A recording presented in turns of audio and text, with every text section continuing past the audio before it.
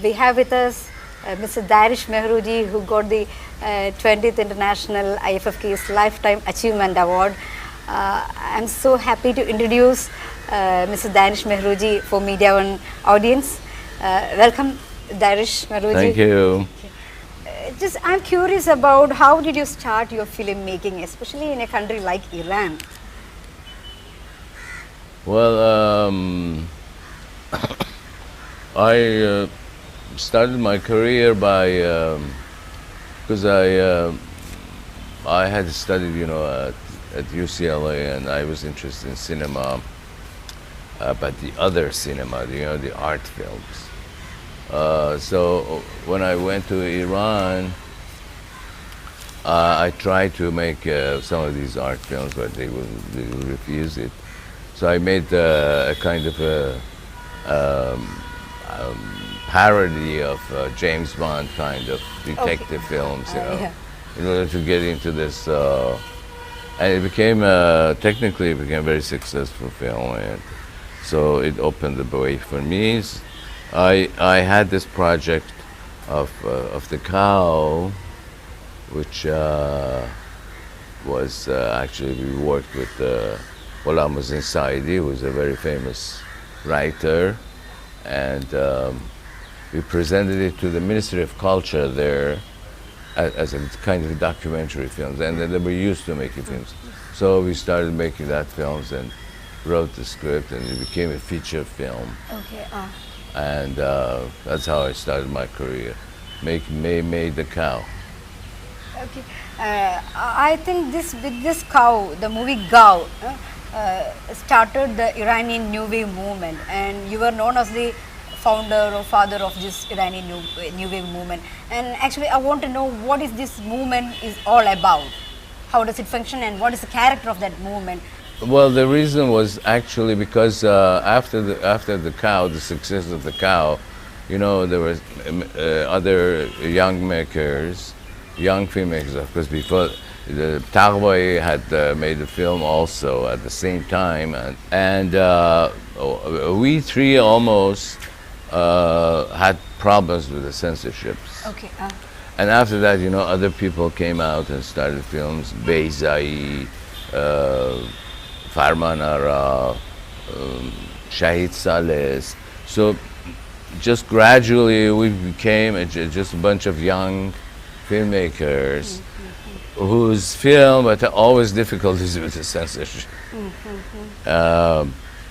So we just had a lot of sessions in my house. We said that we have to do something about this inhibition that the government creates against us. So we just made a press conference. We announced that we are going to have a press conference, and it came, all these big journals, and then we had a manifesto that I read, to the public, and we just said that we are protesting against this type of cinema, and we're not going to make any more films.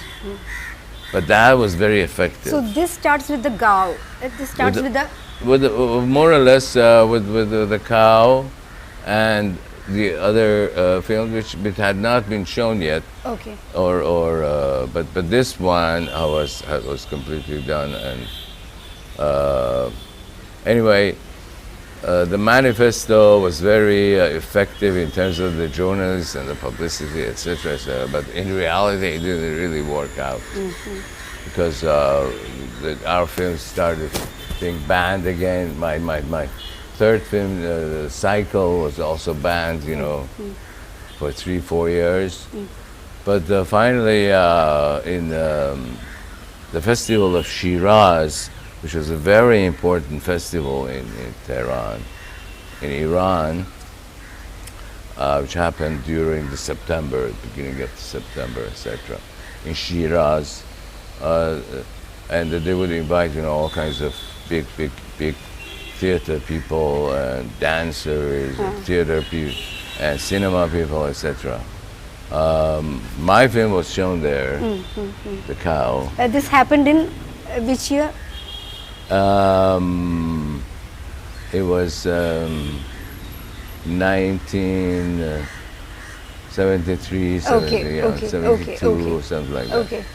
And that is just somehow more or less opened the way, and then, but still the government was severe about showing it, and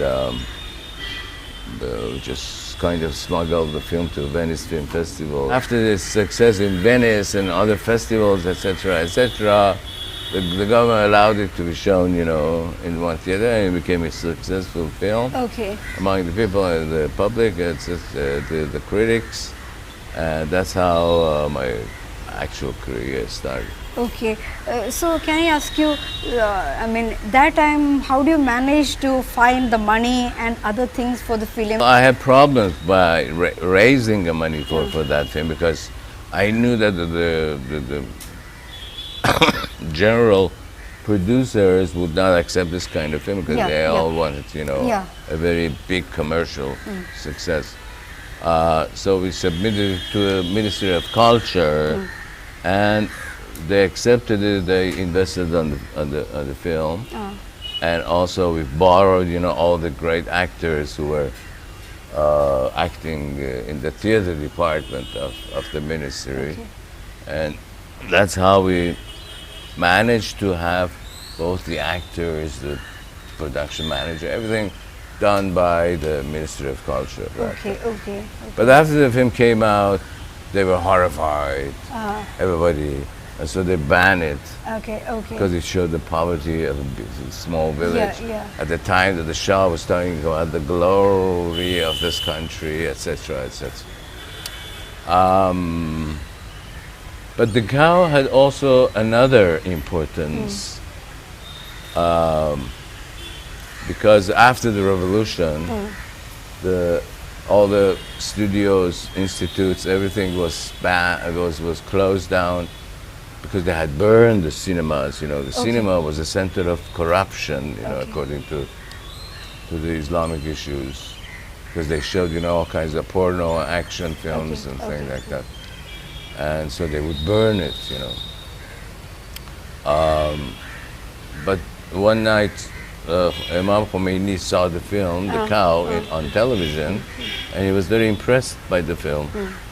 And so he gave out, this announcement next day, which became a headline, that we are not Became against. big news. Yeah, big news. Okay, Yeah, that we are not against cinema, but against the corrupted, bad cinema, which we had before.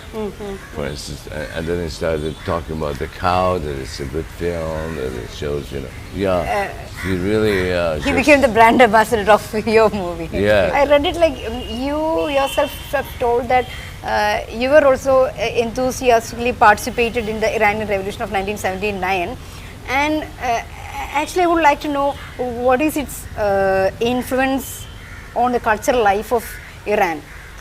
You are mentioning this thing just now, okay. All these things closed, and can you just elaborate, how does it affect the people, the women?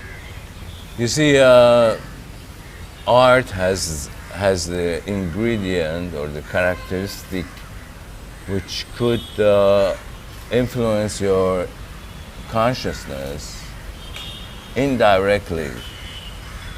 When you see an art piece of work of art, you're somehow influenced. What does it mean? You're having a new experience, and that experience develops your personality, your consciousness, etc. So artistic films or